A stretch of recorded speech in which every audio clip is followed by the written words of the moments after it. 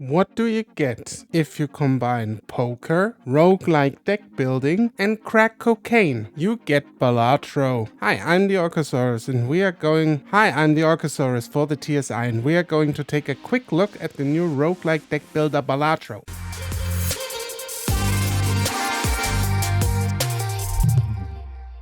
Balatro is a roguelike deck building card game based around poker, of all things. And it is absolutely fantastic. Let's talk about it. Balatro releases today. When you watch the video, it's out on Steam. So the game itself is fairly easily explained. You go into your runs, you select the blind, you start playing. You have a certain amount of hands you can play, and you have a certain amount of discards where you can discard your cards. And your goal is to reach the score of the blind with the cards you've been dealt with. So it's random, you just pick the cards and play them. You are awarded a certain amount of points for different combinations, like for example, a pair will net you not as much points as a full house would, or a flush. This is what you know from poker. These combinations then have a set amount of credits and a multiplier. Usually it's on the lower end, and the multiplier and the credits do come together to calculate your score that you get on each move.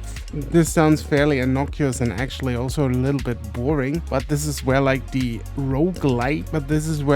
roguelike elements and the deck building elements come in. After you've won a blind, you have access to the shop, and there's where the magic of the game actually happens. You can buy various cards such as jokers, arcana cards, celestial cards, etc, etc. And all these cards have various properties. For example, the joker cards are permanent buffs that will activate certain things. For example, there is a joker that will give you a multiplier for each heart card played, or for each spade card played. Your goal is then to play as many heart cards as you can to get the highest multiplier in this one hand you play. You also have, for example, another joker that will give you credits if you play a certain type of card, or another joker gives you a multiplier for holding king cards in your hand. So you don't want to play the king cards, you want to hold them in your hand, right? You want to hold onto them to get more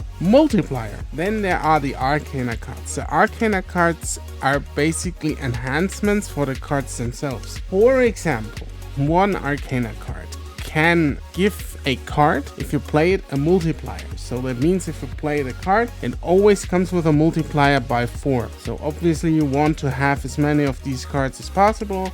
There's another card that can just transform a normal card into a stone card. What is a stone card? A stone card doesn't do anything apart from giving you a load of credits, which is obviously very good if you have something that is a lot more multiplier. It also doesn't count toward, if you play a pair of 4, you just add the stone card and get more credits. So the game is, on the surface level, it looks really not that deep, but once you get into it, it is so deep. It is such a very, very well made roguelike.